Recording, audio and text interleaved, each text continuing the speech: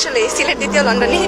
আমাদের ঢাকায় তো ঢাকাইয়া ভাষাটাই চলে, বাট এখানে সবাই সিলেটি ভাষা ইউজ করে। সিলেটের লোকদের একটা মনে হয় যে তাদের নিজস্ব একটা ক্যাপাসিটি যেটা সেটা হচ্ছে তারা নিজেদের ভাষাটাকে, আঞ্চলিক ভাষা, এটাকে তারা প্রাধান্য সব থেকে বেশি দেয়। মানুষ ভালো, এখানকার মানুষ অনেক ভালো, ভালো লাগতেছে। জিনিসটা একটা জিনিস ভালো লাগছে যে ব্যবহারটা খুব ভালো আছে, কেউ ভুল করলে সাথে সাথে তৎক্ষণাৎ সরি বলে বা আমার বলে জিনিসটা স্বীকার করে হাসি মুখে কথা বলে, জিনিসটা খুব ভালো লাগছে, আন্তরিক ভাবে লাগছে সবকিছু।